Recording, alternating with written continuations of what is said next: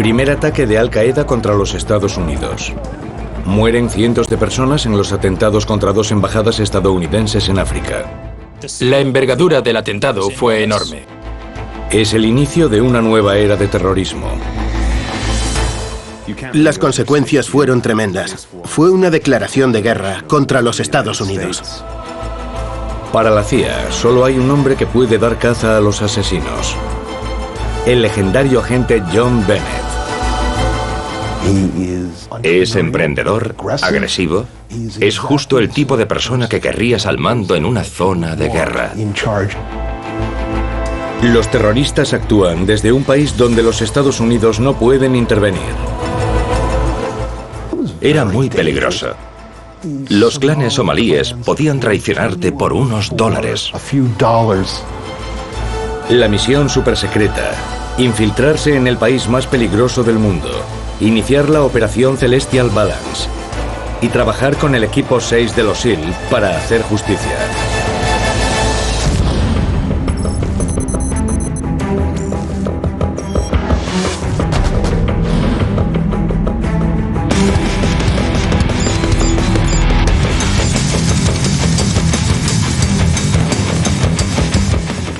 CIA al descubierto, Operación Celestial Balance.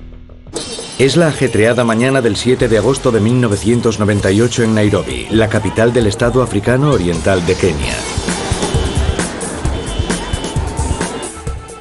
Si este país es famoso por algo, es por sus estupendos parques para safaris y sus playas inmaculadas.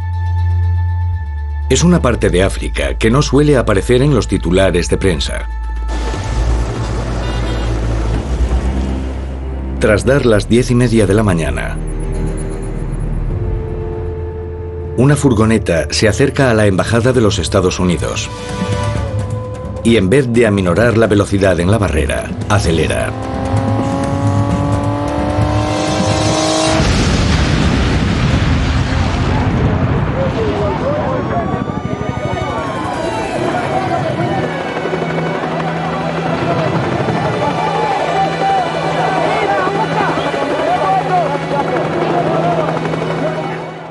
La envergadura del atentado fue enorme. No solo por la potencia del estallido, que destruyó la embajada y algunos edificios cercanos, sino también por la andanada de cristales rotos que desperdigó en un amplio radio. La mayoría de los keniatas que resultaron malheridos lo fueron por fragmentos de cristal. La cifra total de muertos es de 12 estadounidenses y 200 keniatas. Y hay más de 4.000 heridos.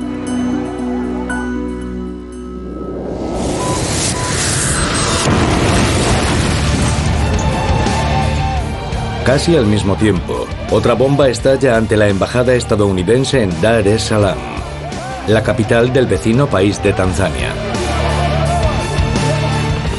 A los estadounidenses nunca les había ocurrido algo así en la zona. Es un acto incomprensible que deja atónito al mundo. Our teams are on the ground in Africa. They are tending to the wounded. They are providing security. They are searching and finding evidence. We will do whatever we can to bring the murderers to justice.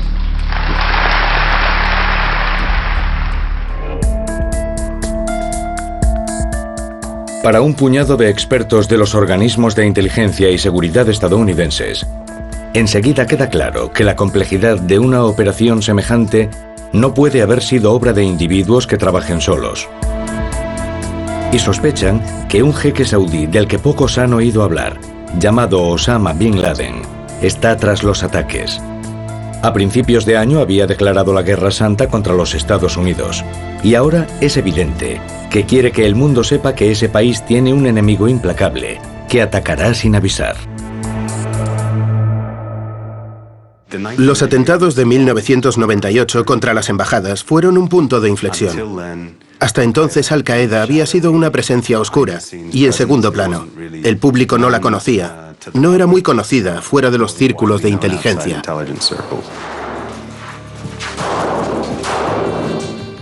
Las consecuencias del atentado fueron tremendas. Fue una declaración de guerra contra los Estados Unidos. La única explicación para la ubicación de los atentados es la facilidad con la que podían cometerse. La poca seguridad, la corrupción y los blancos fáciles, entre ellos los turistas occidentales, hacen del país un lugar idóneo para una pujante organización terrorista. El atentado contra las embajadas desveló que la célula africana oriental de Al-Qaeda había hallado en Kenia un ambiente muy propicio para trabajar. Había poblaciones costeras musulmanas descontentas que le brindarían apoyo. La corrupción política y policial de Kenia les permitía operar con casi total impunidad. Y había miles de objetivos fáciles de alcanzar.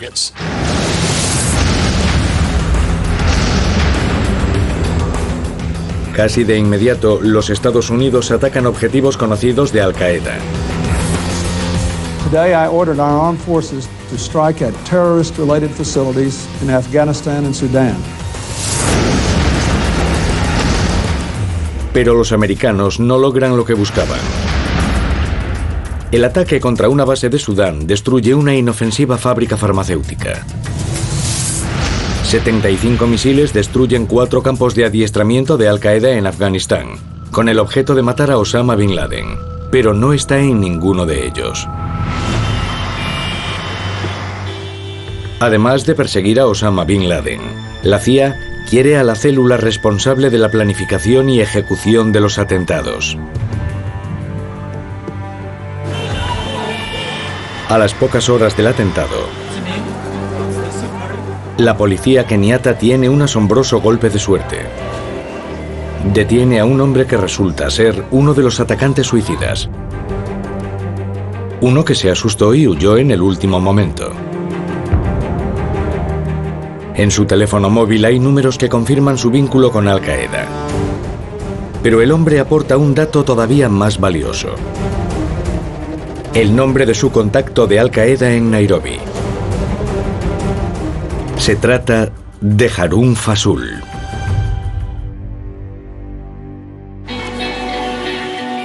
La sucursal de la CIA en Nairobi se pone a trabajar de inmediato. Comprueban las llamadas grabadas por la NSA de Bin Laden a Nairobi. Ven conexiones regulares con la sede de una ONG benéfica. Y también conversaciones con un empleado de allí llamado Fasul. Cuando los investigadores registran la sede de la ONG, descubren pasaportes falsos que muestran que Harun Fasul es un alias usado por alguien llamado Fasul Abdullah Mohamed. Resulta ser un terrorista curtido, con más de una década de experiencia. Fasul tenía una trayectoria larga y variopinta.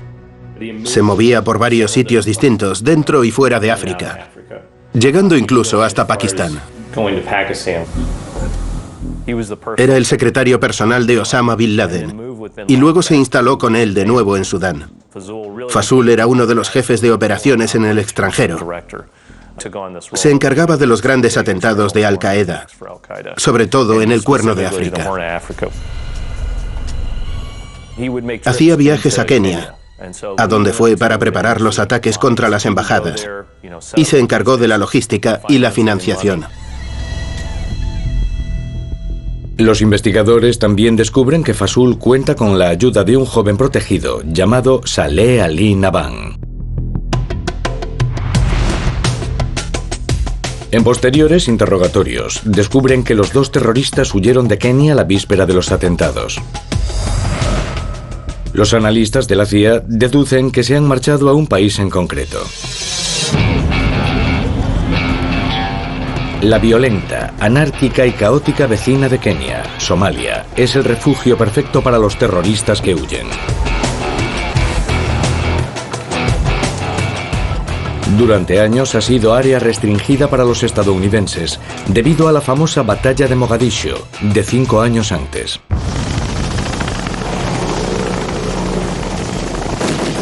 El derribo de un helicóptero Black Hawk y la posterior operación de rescate se habían saldado con numerosas bajas estadounidenses. El incidente luego se conocería como Black Hawk derribado.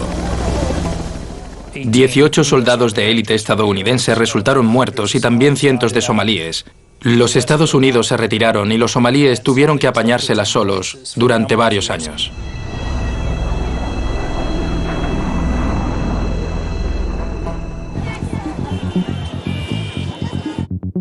La CIA ahora comprende que ir tras Fasool y Nabhan significa perseguirlos hasta el único lugar al que ningún comandante quiere enviar a sus hombres. Somalia es una zona muerta, donde los Estados Unidos no tienen bases, amigos ni contactos. Los activos que la inteligencia estadounidense tenía en Somalia eran prácticamente inexistentes. Cuando las tropas estadounidenses se retiraron de Mogadiscio en 1993, la sucursal de la CIA se fue con ellos. La CIA trabaja prácticamente a ciegas y tendrá que organizar una operación de recogida de información partiendo de cero. Es muy difícil entrar allí y conseguir información. No hay red de intercepción de señales, así que tienes que fiarte de lo que te cuenten. Y entonces la CIA descubre otro dato inquietante. Como los musulmanes de Kenia desconfían del gobierno cristiano apoyado por los Estados Unidos, los simpatizantes de Al-Qaeda abundan en la frontera de Kenia y Somalia. Es una situación que les va de perlas a los terroristas. La dinámica interna de Kenia favorecía a individuos como Fasool y Nabhan. Así que trabajamos con el gobierno keniata, que es de mayoría cristiana, y con las tribus de Kenia central. Pero la costa keniata musulmana siempre ha sido una minoría, en cierto modo una minoría oprimida, y debido a esta división del país, Nabhan y Fasool podían moverse por la costa de Kenia y entre esas poblaciones musulmanas. Se averigua que es muy posible que Fasool y Nabhan estén protegidos por una comunidad pesquera musulmana en una de las muchas islas que tachonan la costa de Kenia.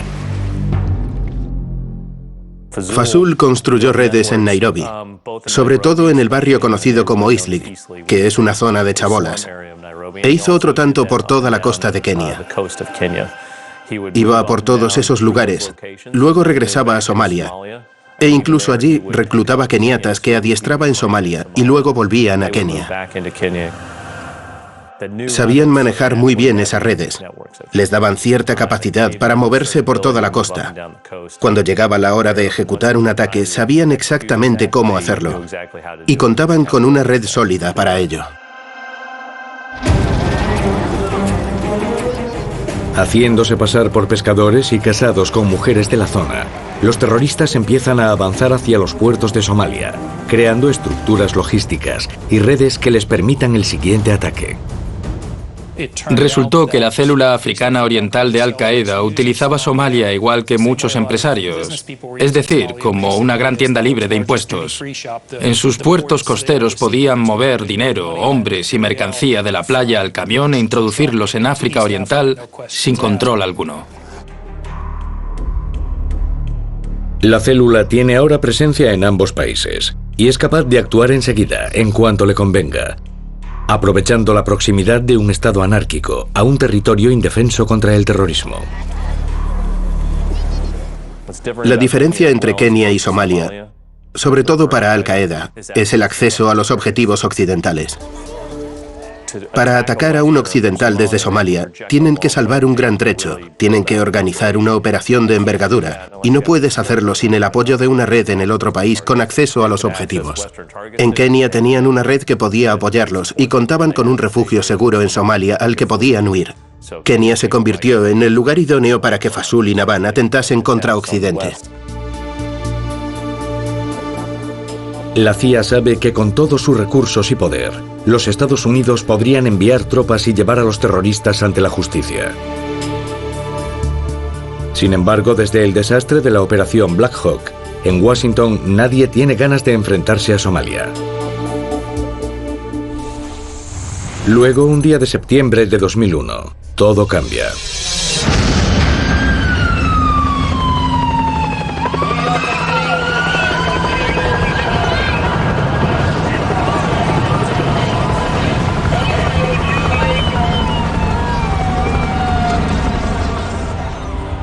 And have ordered that the full resources of the federal government go to help the victims and their families,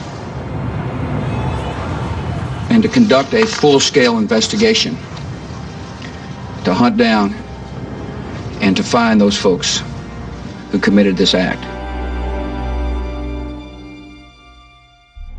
El 11S de pronto convirtió a Somalia en objetivo prioritario de la lucha contra el terrorismo.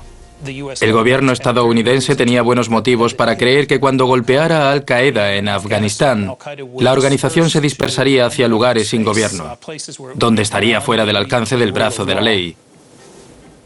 Y Somalia es un país sin ordenamiento jurídico. Es un país islámico. Por tanto, enseguida llamó mucho la atención. Con un cambio total en la política hacia la amenaza terrorista en África, la búsqueda de los organizadores de los atentados contra las embajadas pasa a ser una prioridad absoluta. Los Estados Unidos quieren impedir que Somalia se convierta en refugio para Al-Qaeda. Y el presidente Bush destina $100 millones del presupuesto militar a la zona. El grueso de la partida será para una amplia base militar en la frontera norte de Somalia y también para dotar de fondos a la operación de la CIA en Kenia con ayuda de operativos de inteligencia y de las fuerzas especiales. La sucursal de la CIA en Nairobi se reforzó a gran escala. Llevamos allí bastantes soldados. La disculpa fue que eran parte de una misión para adiestrar al ejército keniata. En realidad, eran efectivos de las fuerzas especiales con adiestramiento paramilitar por parte de la CIA.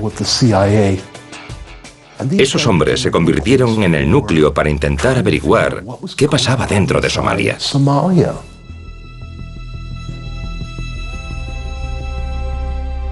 Pero ni todo el dinero del mundo le daría a la CIA lo que más necesitaba: información sobre el paradero de Fasoul y Naban.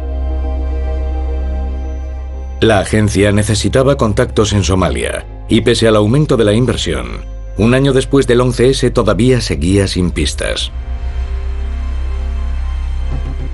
La inteligencia keniata y los analistas de la CIA comprenden que es imposible adivinar dónde o cuándo podrían atacar los terroristas de nuevo.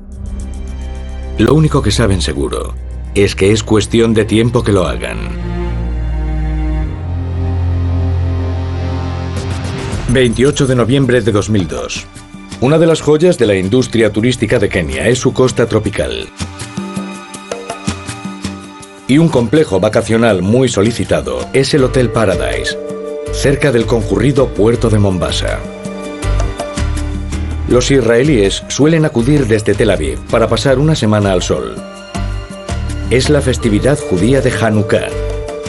Todos están de humor festivo.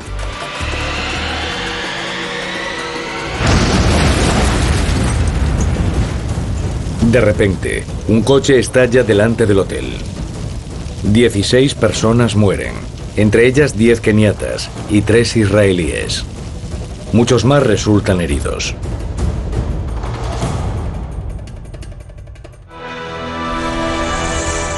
A 1,5 kilómetros y al mismo tiempo, un vuelo charter de Mombasa a Israel despega con 200 turistas que vuelven a casa.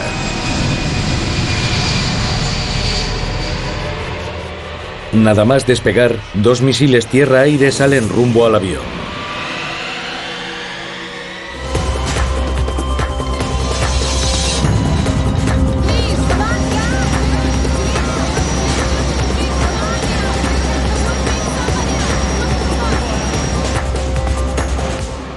Los misiles no dan en el blanco, por poco. Ataques coordinados simultáneos. El sello de Al-Qaeda. Igual que los ataques contra las embajadas estadounidenses 4 años antes. Fue un ataque en 2 frentes. El primer grupo constaba de 2 atacantes suicidas que irían al Hotel Paradise, pero Naban se encargaría de dirigir la operación del aeropuerto de Mombasa. De hecho, fue él quien disparó uno de los misiles contra el avión. Por suerte, ninguno de los 2 misiles alcanzó el objetivo, pero Nabhan dirigió ese grupo. Luego se reunió con los otros. Regresaron a Somalia, y esa fue la última vez que estuvieron trabajando en Kenia. La CIA cae en la cuenta de algo terrible. Pese a la enorme inversión en antiterrorismo desde el 11S, los terroristas han vuelto a atacar, a solo unos kilómetros de su último atentado, y con una operación que podría haber tenido consecuencias todavía peores. Los agentes americanos y keniatas comprenden que Al-Qaeda está acelerando sus ataques contra objetivos occidentales. Y la CIA necesita ahora, más que nunca, darles caza. Es una advertencia para cualquiera que hubiera pensado que la guerra contra el terrorismo seguía el patrón estadounidense en África Oriental. Fasool y Nabhan ahora tienen su base permanente en Somalia, pero cuentan con una red de operativos que pueden utilizar para planificar una ambiciosa serie de ataques contra hoteles occidentales de Kenia. Uno de los operativos de bajo rango, detenido en Mombasa, dijo que después de los ataques del Hotel Paradise, le habían dicho que empezara a estudiar los hoteles de la ciudad. Fasool le había dicho que fuese a reconocer el terreno y que el plan sería perpetrar después otro ataque contra alguno de ellos.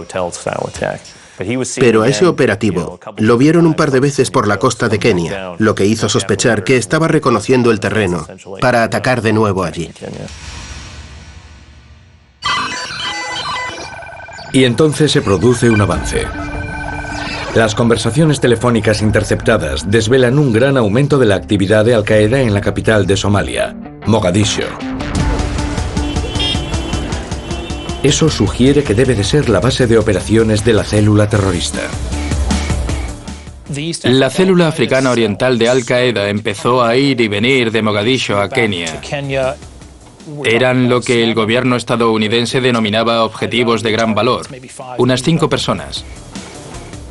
Así que ahora los Estados Unidos tenían objetivos concretos en Mogadiscio que les interesaba investigar. El problema al que la CIA se enfrenta es que necesita presencia sobre el terreno en Mogadiscio. Pero se trata de algo imposible.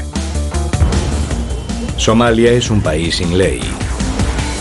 El ejército estadounidense había sido expulsado de allí 5 años antes. Es una anarquía en la que los forasteros no lograrían sobrevivir.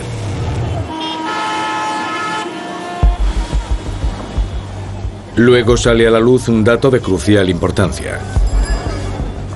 Animados por el éxito de los atentados de Kenia, los terroristas Fasool y Nabhan se han confiado y empiezan a hacerse más visibles. Eso permite que la CIA pueda seguirles el rastro. Están forjando vínculos con los integristas somalíes locales, que ahora les ofrecen protección. Para la CIA, todo cambia. Cada vez estaba más claro que la red africana oriental de Al-Qaeda tenía aliados locales en Somalia, que estaban protegidos por milicianos. Por entonces no tenían nombre. Sus líderes aún eran desconocidos. Pero había un nexo en Somalia entre Al-Qaeda de África Oriental y los integristas locales. De ahí en adelante, la investigación antiterrorista estadounidense se centraría en los líderes de Al-Qaeda en Somalia y en sus asociados locales. La CIA comprende que al afianzarse la presencia de Al-Qaeda en la capital somalí, hay que recurrir a lo que habían descartado. Tendrían que enviar agentes en una operación secreta al lugar más peligroso de África para los estadounidenses. Y recurren al único hombre que puede hacerlo posible. Un legendario agente curtido en años de operaciones secretas en África. Famoso porque corre riesgos extremos y consigue resultados en todas sus misiones. Su nombre, John Bennett. John Bennett era muy bueno en su trabajo. Era emprendedor, era agresivo Era justo el tipo de persona que querrías al mando de tu operación en una zona de guerra. No le daba miedo a arriesgarse. En una comunidad cuya inteligencia había sido criticada tras el 11S por temer el riesgo, él era todo lo contrario. Bennett no se engaña respecto a lo que le espera. Sabe que el tipo de red de espionaje que la CIA necesita solo podrá crearse con expertos con años de experiencia en África. Y aún así, es una tarea monumental. Crear una red de espionaje en este tipo de condiciones es muy difícil. Como en muchos lugares del mundo, en Somalia se desconfía de los extranjeros. Es algo muy común en los sitios donde Al-Qaeda se esconde, pero en Somalia quizás más que en ningún otro sitio. No se fían de los extranjeros. Es una sociedad organizada en clanes. Por tanto, ¿cómo puedes encontrar informadores en un clan al que no tienes acceso? Trabajando desde la base de la CIA en Nairobi, Bennett usa sus años de experiencia con los ejércitos de guerrilleros africanos y milicianos rebeldes para elaborar un plan de infiltración en Mogadiscio. Sabe que no todos en la capital simpatizan con Al-Qaeda y los integristas somalíes que la protegen. Si logra establecer una alianza con sus enemigos, quizás pueda convencerlos de que ayuden a los estadounidenses. Pero para eso, deberá tratar con algunos de los hombres más peligrosos de África. Los famosos caudillos militares somalíes.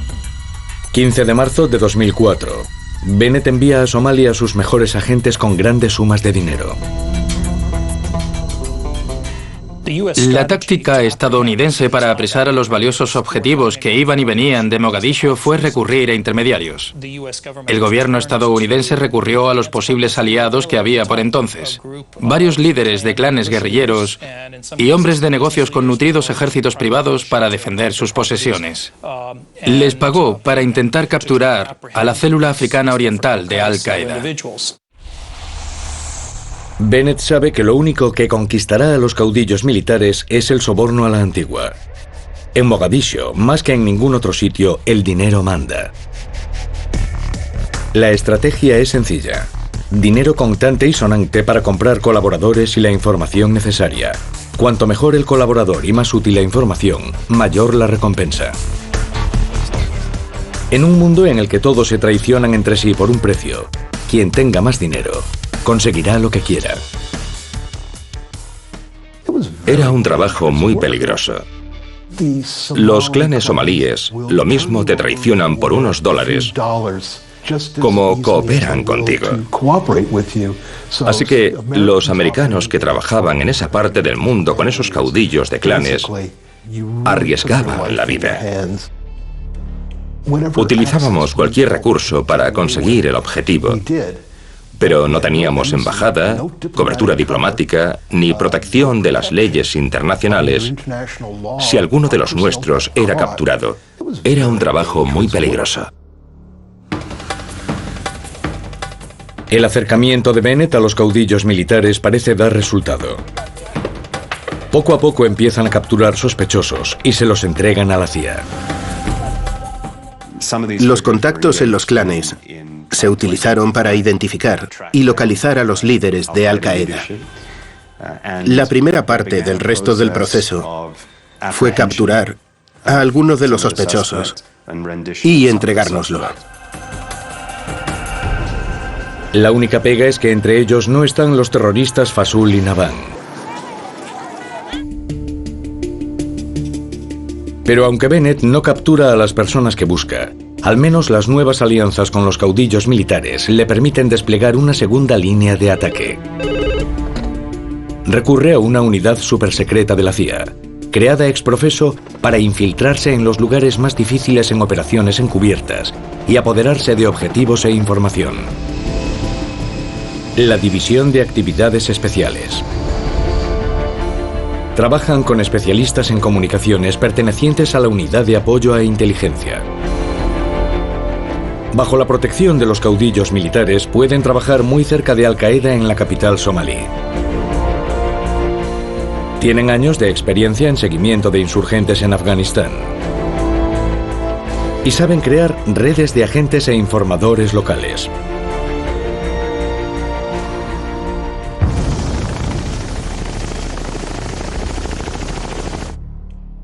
Primero interceptan las llamadas por móvil de los grupos terroristas de Mogadiscio, en busca de pistas sobre el paradero de Fasul y Naban.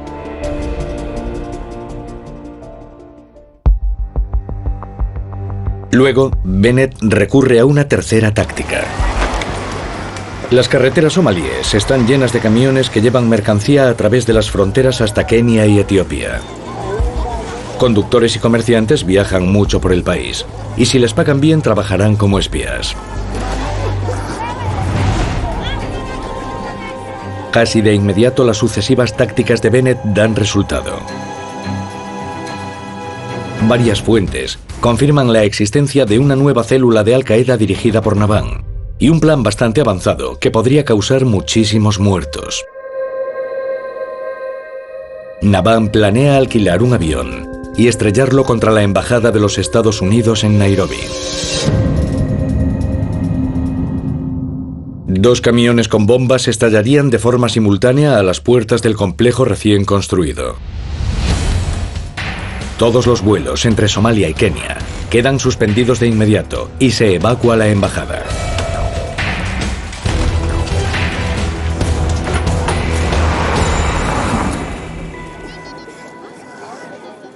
El complot se frustra, pero demuestra a la CIA que Al-Qaeda está evolucionando hacia una organización más atrevida y con recursos, y su protección en Mogadiscio la hace más fuerte día a día.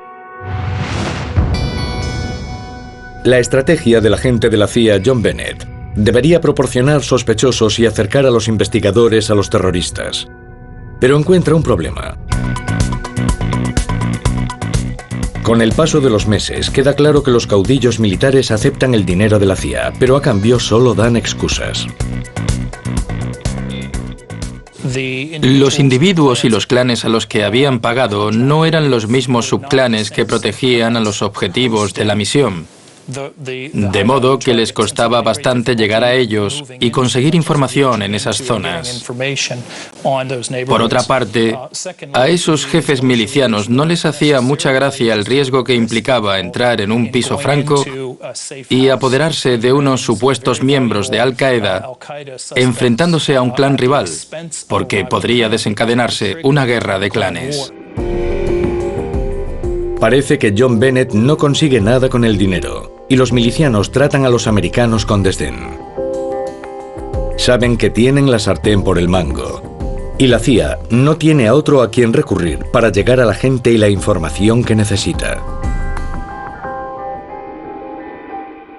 Aceptaban encantados el dinero del gobierno estadounidense, pero no se esforzaban mucho en capturar a los objetivos, y eso acabó por impacientar a las autoridades estadounidenses.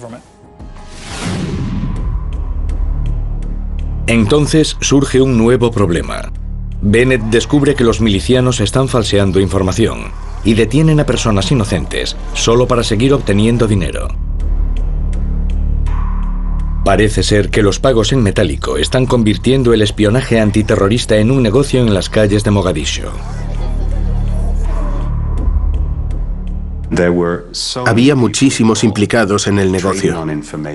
Intercambiaban información, la vendían, la inventaban y detenían a personas basándose en que quizás interesaran a los estadounidenses y que pagarían por ellas.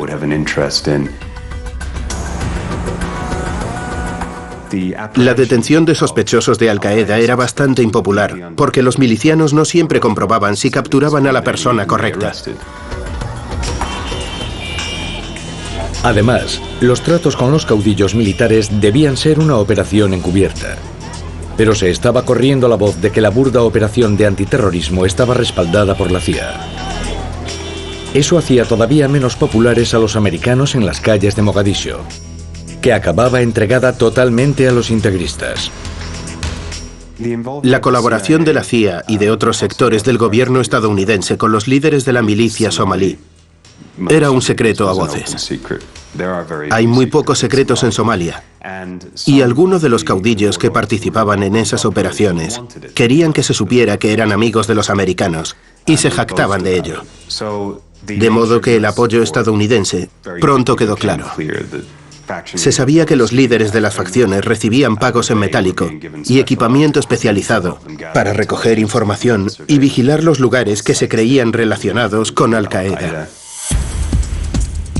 Para complicar las cosas, Al-Qaeda y sus protectores inician un ataque contra los colaboradores de la CIA, los caudillos militares.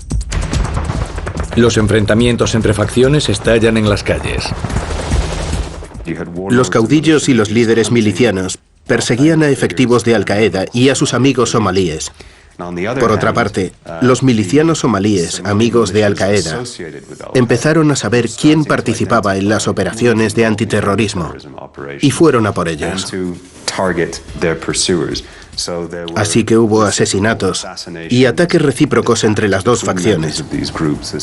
La cosa se agravó de 2004 a 2005 y se convirtió en una guerra sucia en las calles de Mogadiscio.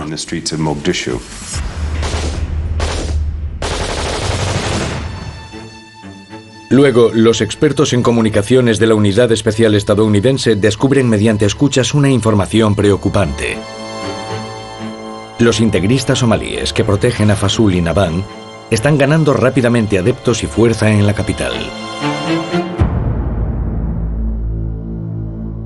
Entre 2002 y 2004 empezamos a ver el ascenso de una pequeña milicia, un grupo islámico integrista que respondía ante uno de los 14 tribunales islámicos de Mogadiscio. Casi ninguno de esos tribunales era radical, eran tradicionales. Los dirigían clérigos sufíes tradicionales y ancianos de clanes, pero en ese en concreto había elementos integristas, y esa milicia con el tiempo acabó siendo conocida como Al-Shabaab. Estaba integrada por muyahidines que habían estado en Afganistán, y ese fue el vínculo que aprovechó la célula africana oriental de Al-Qaeda. Los terroristas están ahora protegidos por miles de integristas islámicos que son tan peligrosos como Al-Qaeda, y sus principales enemigos son los caudillos militares que colaboran con la CIA. No podía haber peor noticia. La CIA está perdiendo su protección en Mogadiscio. El poder en la ciudad está pasando de los caudillos militares a los integristas. Y los americanos están en el bando equivocado. Para los operativos sobre el terreno, pese a todos sus esfuerzos, todo indica que la CIA será expulsada de Somalia de nuevo.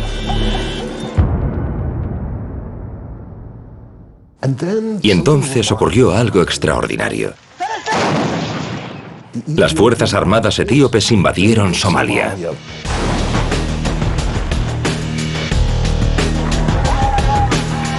Etiopía, la vecina cristiana de Somalia, es aliada de los Estados Unidos y está más alarmada que nadie por el auge de los integristas en Mogadiscio. Etiopía no iba a tolerar el ascenso de un grupo islamista integrista en Mogadiscio. Tenían que deshacerse de aquella amenaza. Etiopía envió a más de 10.000 soldados y ocupó Mogadiscio. Para asombro de todos, la CIA vuelve a tener una oportunidad. Es casi el mejor regalo de Navidad que Bennett podría haber esperado. Cuando el ejército etíope entra en Somalia, la CIA recibe una invitación para situarse tan cerca de la acción como desee. La CIA y sus fuerzas especiales utilizan ahora al ejército etíope para capturar a militantes e interrogarlos. En poco tiempo, sale a la luz información vital. Los nuevos datos indican que Al-Qaeda se ha trasladado al sur, al único sitio donde sabe que puede defenderse. Una isla llamada Ras Kamboni. Ras Kamboni es el nombre dado tanto a una isla como a la zona costera fronteriza con Kenia y Somalia. Es un lugar muy remoto. Era una base de adiestramiento y un lugar de aprovisionamiento. Sabemos que iban y venían de esa zona. Allí tenían un negocio pesquero en funcionamiento. Está mencionado en sus documentos. Dicen, tenemos acceso al puerto. Es un buen sitio para traficar y desplazar personas, armas dinero, lo que sea, y está cerca de Kenia. Estratégicamente, Ras Kamboni no podría ser una base mejor. Está protegida por pantanos en el interior y es muy difícil de atacar por tierra o por mar. Los analistas creen que Fasool y Nabhan se esconden allí. Esta es la oportunidad que la CIA ha estado esperando. Cuando el ejército etíope asedia la ciudad, los cañoneros AC-130 se envían para castigar los campos de adiestramiento con fuerza letal.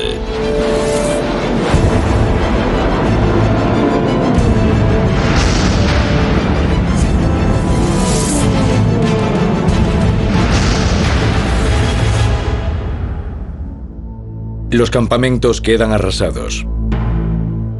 Pero no hay ni rastro de Fasool ni de Nabhan.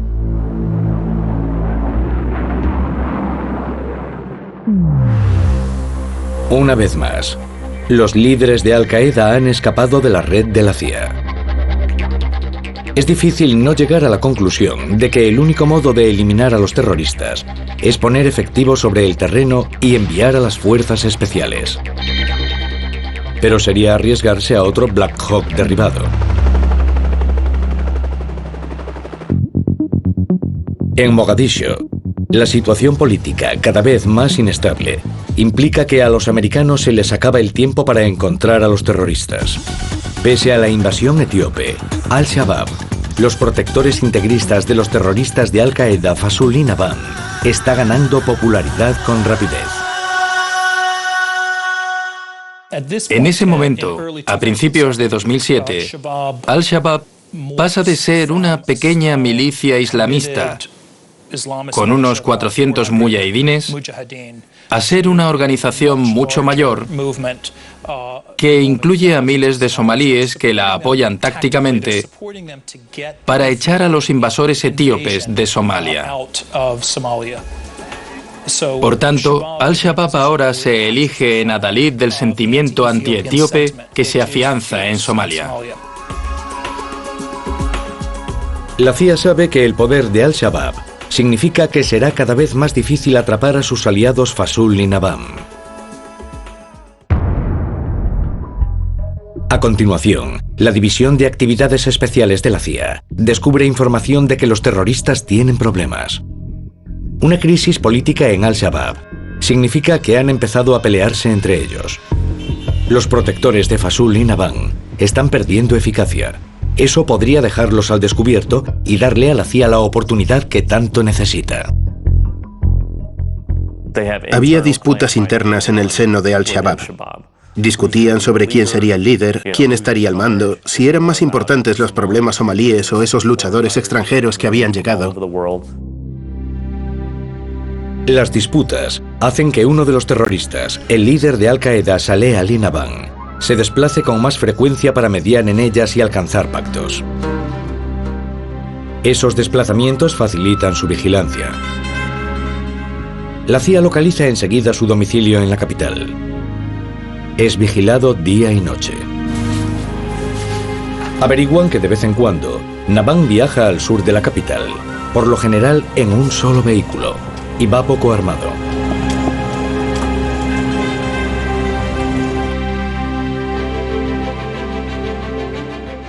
La CIA presenta un plan a los jefes militares de Washington para atrapar a Nabhan en una operación sorpresa vivo o muerto.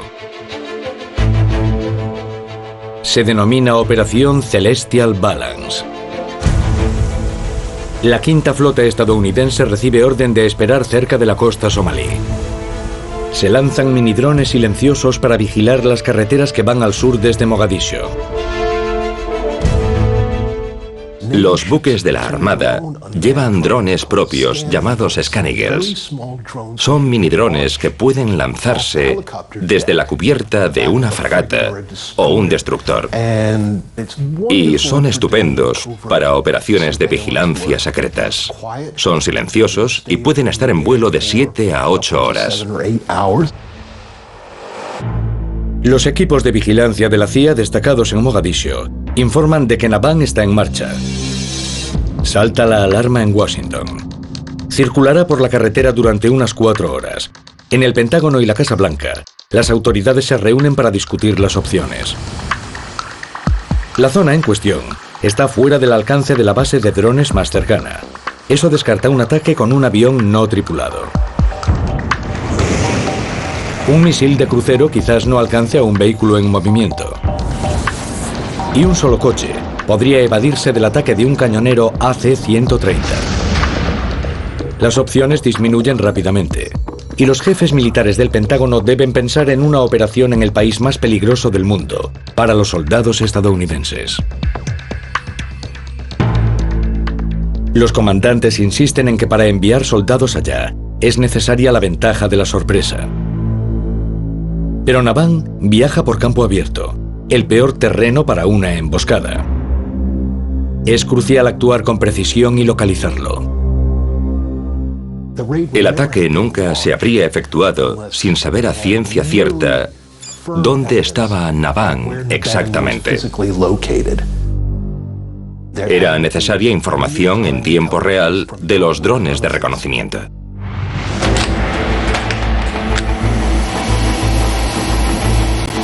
El equipo 6 de los SEAL, destacado en un destructor estadounidense cercano, recibe ahora sus órdenes. El plan es sencillo: efectuar un ataque por aire. La aeronave de vigilancia resulta esencial para seguir a Navhan y a sus hombres. Cuando salen de la capital, un escuadrón de 4 helicópteros Little Bird, apoyado por 4 Black Hawks, sale de los buques estadounidenses apostados en la costa somalí.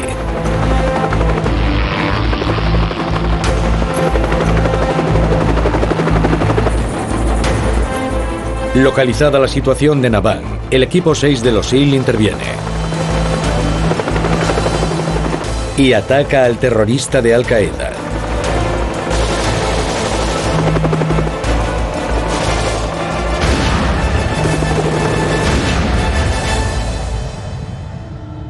Matándolo a él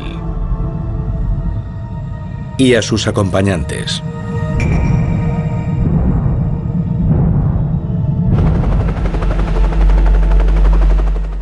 Por las imágenes transmitidas por el dron, los comandos supieron la ubicación del objetivo y pudieron cumplir su misión.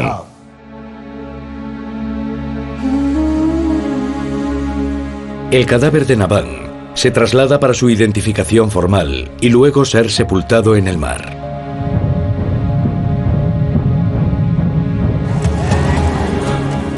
Pero el trabajo de la CIA todavía no ha terminado. Siguen buscando al otro terrorista de Al-Qaeda, Faisal Mohammed. No tardan en localizarlo y seguirlo. Resulta muerto en un tiroteo con el Ejército Nacional Somalí.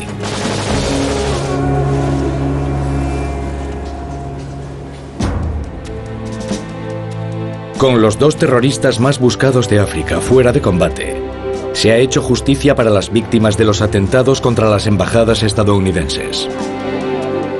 Esto significa el éxito de la Operación Celestial Balance y la eliminación de una grave amenaza terrorista en África Oriental. Somalia deja de ser el siguiente refugio de Osama Bin Laden.